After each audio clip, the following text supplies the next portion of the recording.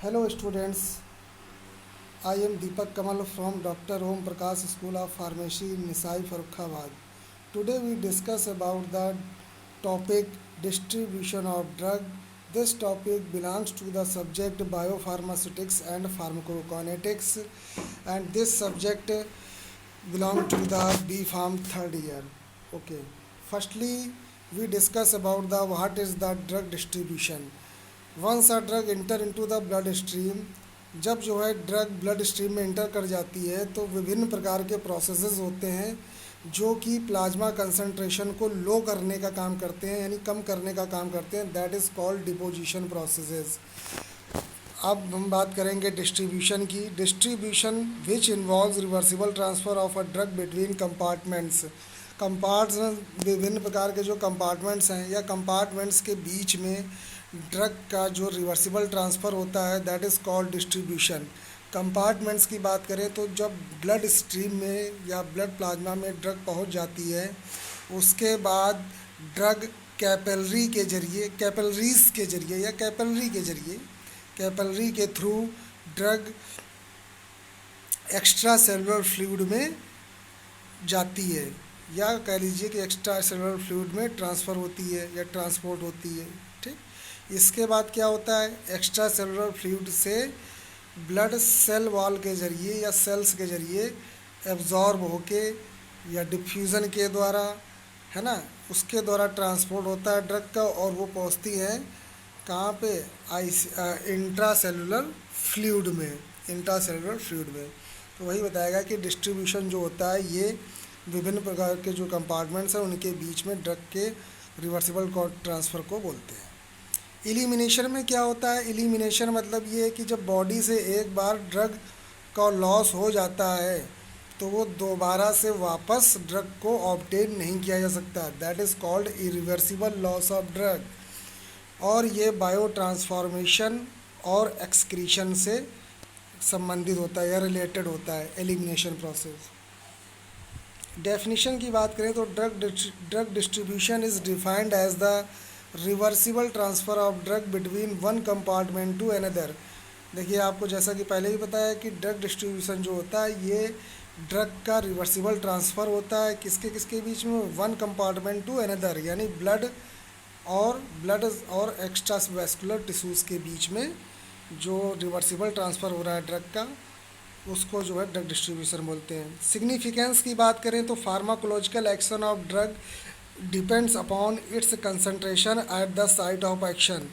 जो site of action है या साइट ऑफ एक्शन मतलब जहाँ पे हमारा फार्माकोलॉजिकल एक्शन शो हो रहा है उस प्लेस पर या साइट पर ड्रग का कंसंट्रेशन कितना है, इस बात पर डिपेंड करता है कि उसका फार्माकोलॉजिकल एक्शन कैसा होगा. इस प्रकार डिस्ट्रीब्यूशन जो होता है वो विभिन्न स्टेप्स में एक महत्वपूर्ण रोल प्ले करता है. वो स्टेप्स कौन कौन से हैं, onset of action, intensity of action, duration of action.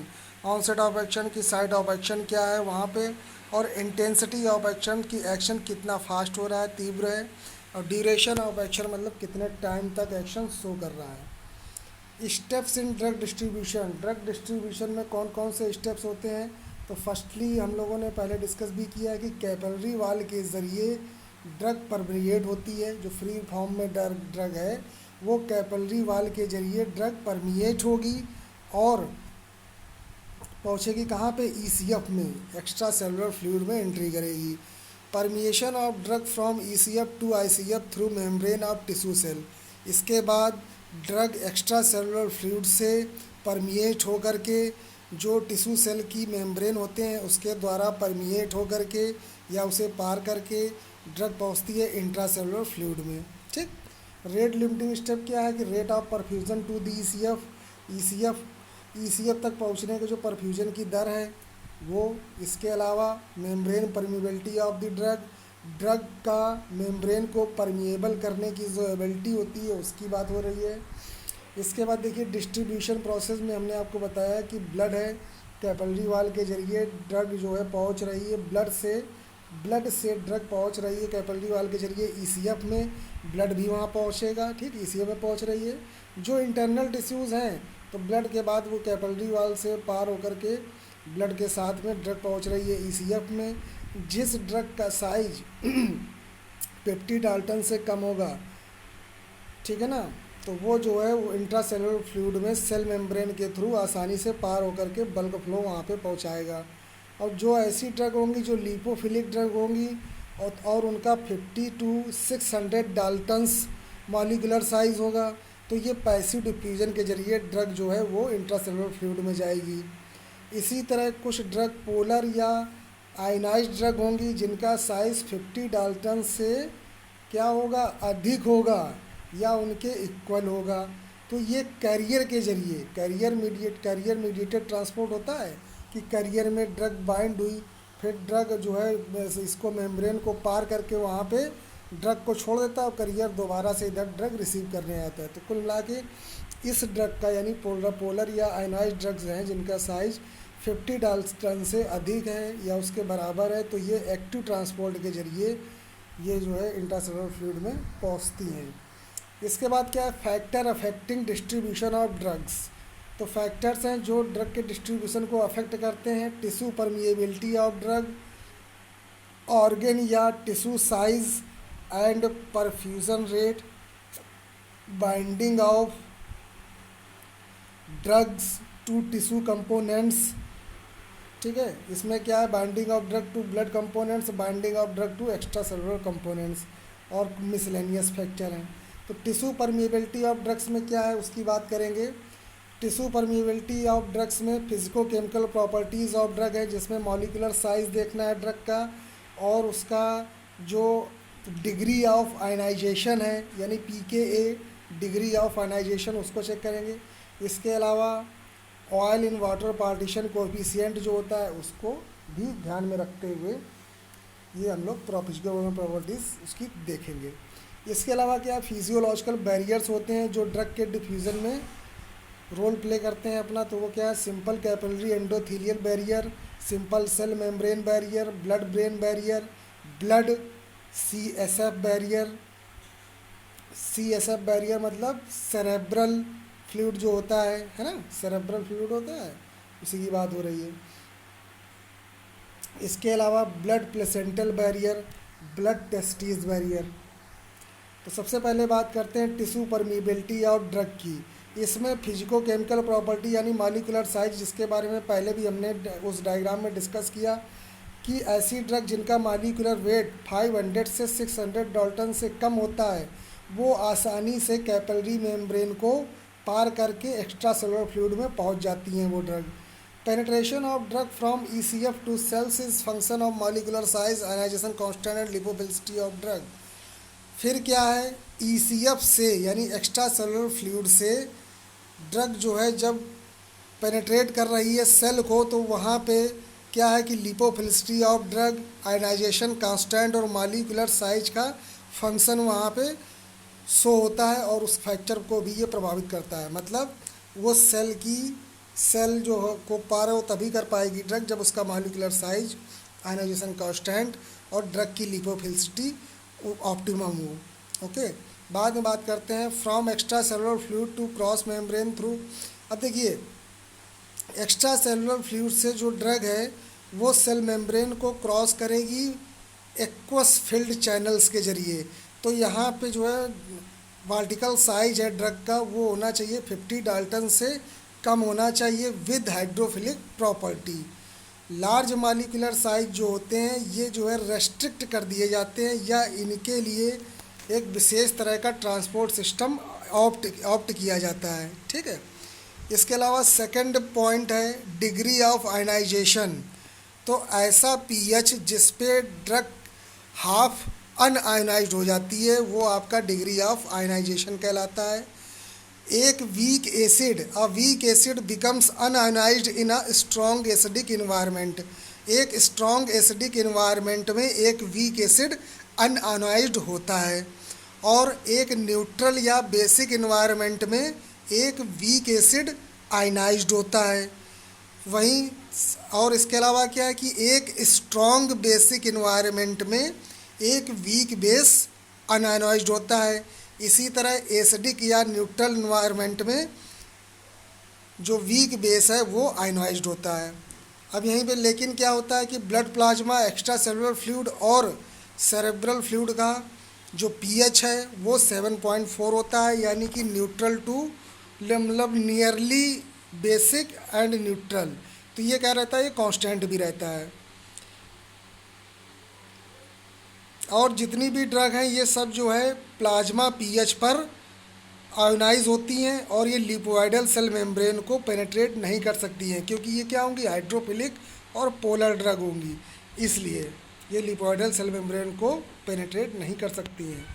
इसके अलावा बात करते हैं टिश्यू परमिएबिलिटी ऑफ ड्रग, यानी ऑयल इन वाटर परमिएबिलिटी की। इसमें क्या है, पोलर एंड हाइड्रोफिलिक ड्रग हैं वो जो है इस तरह की, यानी ऑयल इन वाटर परमिएबिलिटी जिसकी होगी, उन सेल मेम्ब्रेन को क्रॉस करने की एबिलिटी कम रखती हैं। वहीं पे जो नॉन पोलर और हाइड्रोफोबिक ड्रग्स होंगी वो आसानी से या बहुत ज़्यादा क्रॉस करेंगी सेल मेम्ब्रेन को। ठीक, ये बात समझ गए। इसके बाद बात करते हैं लिपोइडल ड्रग जो होता है वो बहुत तेज़ी से टिश्यू को पेनेट्रेट कर सकता है, और जितनी भी ड्रग हैं वो सब जो है उनका degree of oil in water जो होता है वो सेम होता है, लेकिन ब्लड पीएच का जो आयोनाइजेशन होता है वो डिफरेंट होता है। One which has less ionization so better distribution. जिस ड्रग, यानी कि कोई एक ड्रग है उसका जो है जितना कम आयोनाइजेशन होगा वो उतना ज़्यादा बेटर डिस्ट्रीब्यूशन शो करेगा। एग्जांपल देखिए आप, फिनोबार्बिटॉल का जो डिस्ट्रीब्यूशन होता है वो ग्रेटर देन होता है सैलिसिलिक एसिड के, क्योंकि जो ये दोनों ड्रग हैं इनका जो degree of oil in water permeability है वो तो सेम होता है, लेकिन जो फिनोबार्बिटॉल है उस वो जो है ब्लड पीएच पर बहुत ज़्यादा अनआयनाइज्ड हो जाती है, इसलिए फिनोबार्बिटॉल बहुत ज़्यादा बेटर, या कह लीजिए बेटर डिस्ट्रीब्यूशन शो करती है। ठीक है, highly specialised and less permeable to water soluble drugs.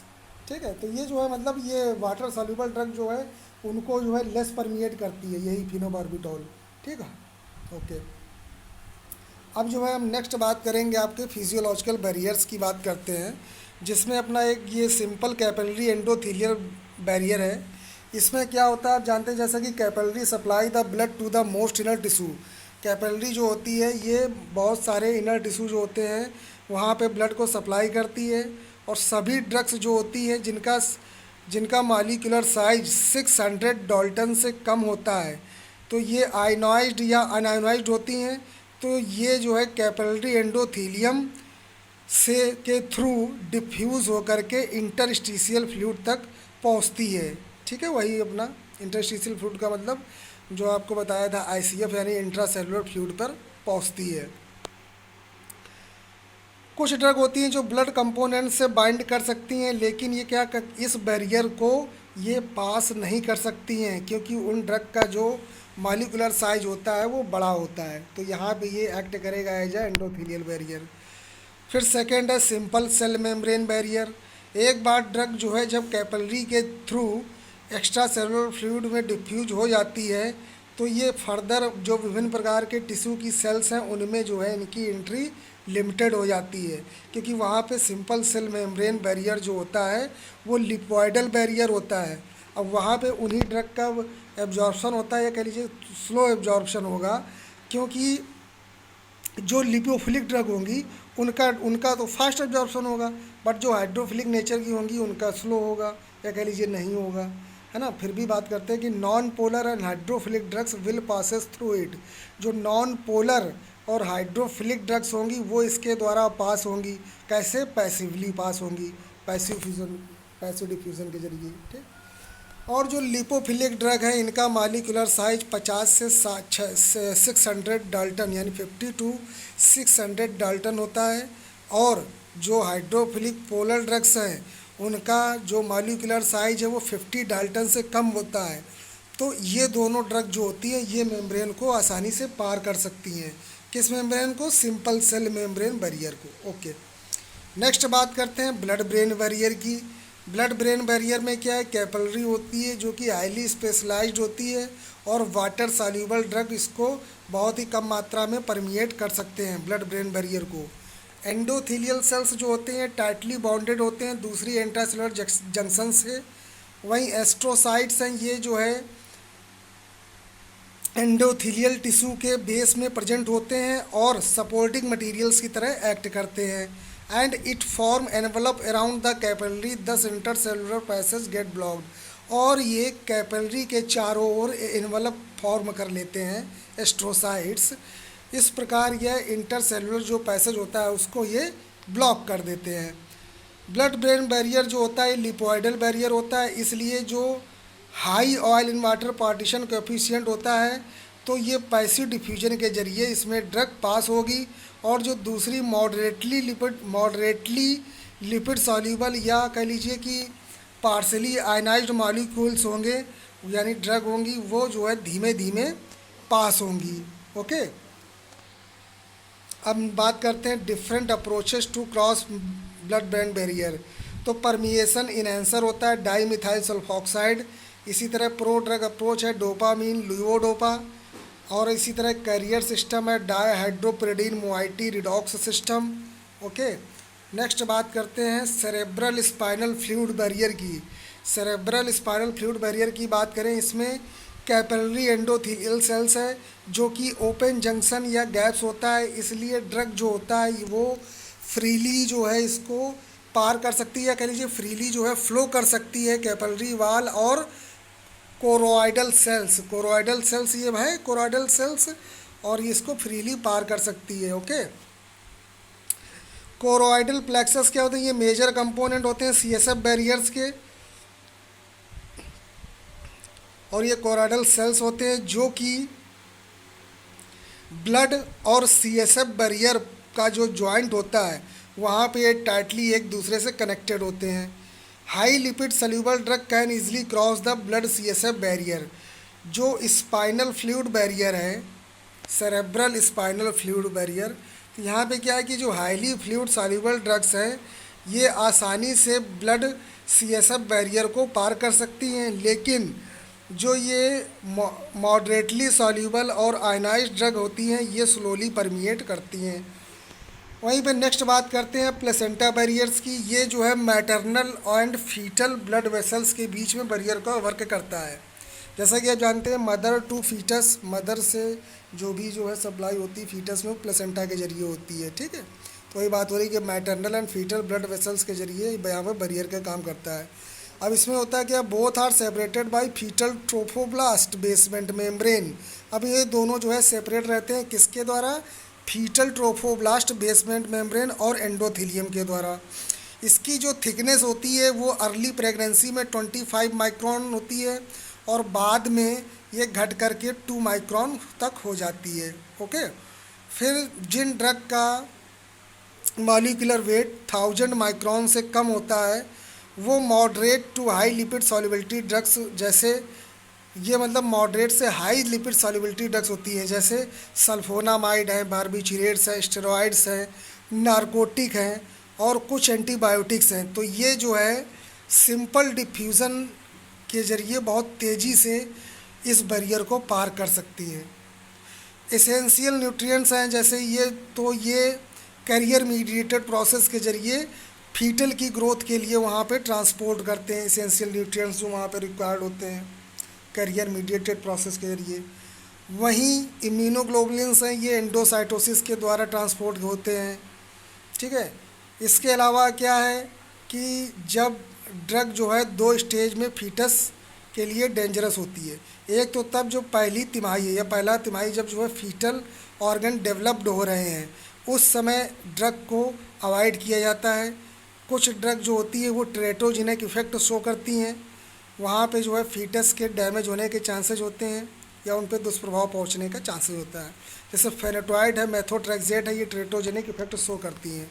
वहीं बाद की जो प्रेगनेंसी की स्टेज है वहाँ पे उसकी फिजियोलॉजिकल फंक्शन प्रभावित हो सकते हैं, जैसे रेस्पिरेटरी है, डिप्रेशन है, रेस्पिरेटरी डिप्रेशन है। एग्जाम्पल ये ड्रग है मॉर्फिन, इसका यूज़ नहीं कर सकते वहाँ पे। Better to restrict all drug during pregnancy. सबसे अच्छा तो यही होता है कि जितनी भी ड्रग्स हैं सारी ड्रग प्रेगनेंसी के दौरान रेस्ट्रिक्ट कर दी जाती हैं, उनका सेवन नहीं करना चाहिए, किसी भी ड्रग का सेवन नहीं करना चाहिए। फिर है ब्लड टेस्टिस बैरियर्स। यहाँ पे जो है क्या है कि कोई भी कैपिलरी या एंडोथीलियल इस बैरियर में लोकेट नहीं होती है, लेकिन एट सर्टोली सेल जंक्शन यहाँ पर जो है ये ब्लड टेस्टिस बैरियर प्रेजेंट होते हैं, और ये जो है टाइट जंक्शन या बैरियर होता है सर्टोली सेल्स के नेबरिंग, और ये एक्ट करता है as a blood testes barrier. Okay, ये बैरियर जो होते हैं ये स्पर्मेटोसाइट्स एंड स्पर्मेटिड्स में ड्रग के पैसेज को रोकते हैं या उन्हें रेस्ट्रिक्ट करते हैं। फिर इसी तरह है binding of drug to bound blood and other tissue component. Binding of drug to blood components यानी blood cells, plasma proteins, binding of drugs to extra vascular tissue. इसमें क्या है, binding of drug to blood components, plasma protein binding है, इसमें human serum albumin है, all type of drug bind करेंगी। Alpha 1 acid glycoprotein है, ये basic drug है। इसी तरह लिपोप्रोटीन है, बेसिक लिपोफिलिक ड्रग है। क्लोरप्रोमाजीन, अल्फा 1 ग्लोबुलिन है, स्टेरॉयड जैसे आपके कार्टिकोस्टेरॉन है, विटामिन B12 है, और अल्फा 2 ग्लोबुलिन है, vitamin A, D, E, K, ये क्यूप्रिकांस हैं। हीमोग्लोबिन है, फेनेटोइन, फिनोथायाजीन्स। इसी तरह ब्लड सेल्स बाइंडिंग यानी कि इसमें क्या 95% सेल्स RBC होती है ब्लड सेल्स की, और वहीं पे जो 40% होते हैं वो ब्लड सेल्स होती है।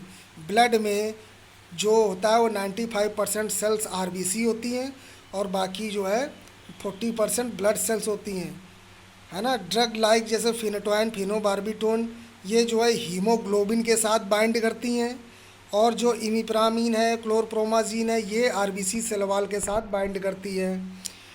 अब आप जैसा कि जानते हैं कि जो ब्लड RBC जो होता है ये ब्लड का मेजर कंपोनेंट होता है, और RBC 3 कंपोनेंट को कंटेन करता है जहाँ पे ड्रग बाइंड कर सकती है, हीमोग्लोबिन, कार्बोनिक एनहाइड्रेज और सेल मेम्ब्रेन।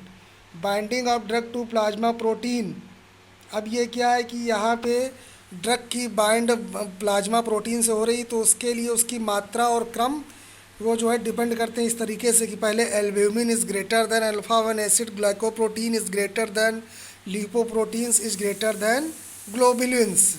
ये जो है प्लाज्मा प्रोटीन में ड्रग का बाइंड होना ये रिवर्सिबल होता है।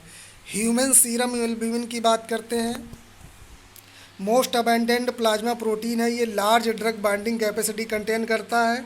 बोथ एंडोजीनस कंपाउंड्स और ड्रग बाइंड जो होते हैं ये ह्यूमन सीरम एल्ब्यूमिन से बाइंड करते हैं, और यहाँ पे 4 डिफरेंट साइट्स हैं जहाँ से जो है ड्रग बाइंड करेगा ह्यूमन सीरम एल्ब्यूमिन पर। ह्यूमन सीरम एल्ब्यूमिन पर 4 डिफरेंट साइट्स हैं। तो साइट फर्स्ट है जहाँ पे वारफेरिन एंड एजाप्रोपाजोन बाइंडिंग साइट है। साइट सेकंड है जहाँ पे डाइजीपाम बाइंडिंग साइट है। साइट थर्ड है जहाँ पे डिजिटॉक्सिन बाइंडिंग साइट है। साइट फोर्थ है जहाँ पे टेमेक्सिफिन बाइंडिंग साइट है।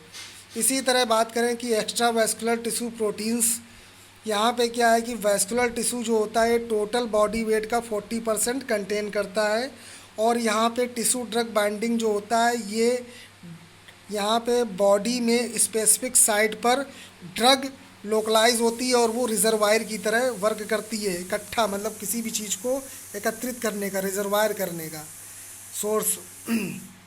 As binding increases it also increase biological half life. जैसे जैसे बाइंडिंग इंक्रीज होती है वैसे वैसे बायोलॉजिकल हाफ लाइफ भी इंक्रीज होती है।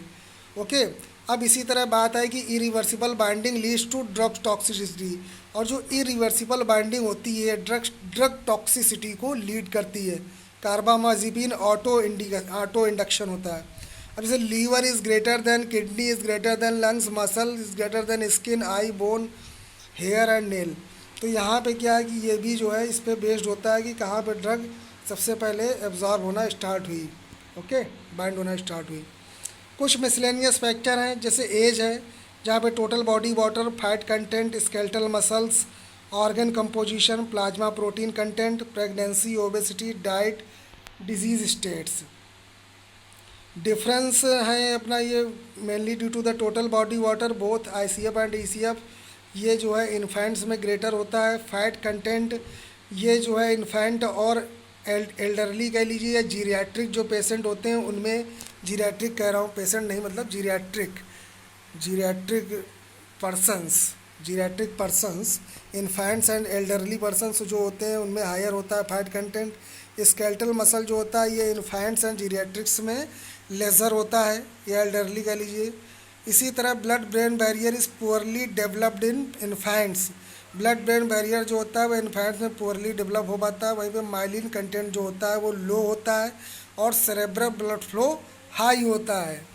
अब इसी तरह बात करते हैं pregnancy. During pregnancy due to growth of uterus placenta fetus, यहाँ पे क्या होता है, डिस्ट्रीब्यूशन ड्रग के लिए वॉल्यूम जो अवेलेबल होता है वो बढ़ जाता है ड्रग का। Fetus have separate compartment for drug distribution. Fetus जो है अपना जो है सेपरेट कंपार्टमेंट रखता है जहाँ पर ड्रग डिस्ट्रीब्यूशन के लिए प्लाज्मा और ECF extra cellular fluid volume के लिए, जो कि एल्ब्यूमिन कंटेंट वहाँ पे लो होता है लेकिन यहाँ पे ईसीएफ का वॉल्यूम इंक्रीज कर जाता है। ओबेसिटी की बात करें, ओबेसिटी क्या होता है, हाईली एडिपोज टिश्यू होते हैं जो कि जहाँ पे लिपोफिलिक ड्रग बहुत तेज़ी से डिस्ट्रीब्यूट होती है। फिर क्या है, डाइट। एक डाइट है जो कि फैट से वहाँ पे इंक्रीज करता है, फ्री फैटी एसिड लेवल जो है इंक्रीज करेगा। इस तरीके से जो है एसिडिक ड्रग की जो बाइंडिंग है वहाँ पे अफेक्ट करेगी, जैसे एनसेट्स टू एल्ब्यूमिन। फिर इसी तरह बात करते हैं यहाँ पे ड्रग इंटरेक्शन की, तो डिस्प्लेसमेंट इंटरेक्शन अकर होगा जब जो है टू ड्रग एडमिनिस्टर करेंगी। इस तरीके से जो है हम लोगों ने ये जाना कि डिस्ट्रीब्यूशन ऑफ ड्रग्स के बारे में, ठीक है। आफ्टर दैट जानते हैं अपेरेंट वॉल्यूम ऑफ डिस्ट्रीब्यूशन। तो apparent volume of distribution is a proportionality constant relating the plasma concentration to the total amount of drug in the body. Body में जो ड्रग का टोटल अमाउंट है वो जो है प्रोपोर्शनली कांस्टेंट होता है प्लाज्मा कंसंट्रेशन के, that is called apparent volume of distribution. यानी कि apparent volume of distribution is dependent on concentration of drug in plasma. जो अपेरेंट वॉल्यूम ऑफ डिस्ट्रीब्यूशन है वो प्लाज्मा में ड्रग का कितना कंसंट्रेशन है इस पर ये डिपेंड करता है। Apparent volume of distribution is equal to amount of drug in the body upon plasma drug concentration. Amount of drug body में कितना है अपॉन प्लाज्मा ड्रग कंसंट्रेशन कितना है, यानी कि प्लाज्मा में ड्रग कंसंट्रेशन कितना है, that is called apparent volume of distribution. Drug with a large apparent volume are more concentrated in extravascular tissue and less concentrated intravascular. अब देखिए एक्स्ट्रावेस्कुलर टिश्यू है वहाँ पे जो है अधिक कंसंट्रेशन होगा जब जो है लार्ज अपेरेंट वॉल्यूम है ड्रग का, और वहीं पे जो इंट्रावेस्कुलर टिश्यू है वहाँ पे कंसंट्रेशन इसका कम होगा, ठीक है। तो ये अपना जो है कंप्लीट हुआ ड्रग डिस्ट्रीब्यूशन और अपेरेंट वॉल्यूम, इसी तरह फैक्टर्स जाने, ठीक है। Thank you students, thanks to all of you, thank you.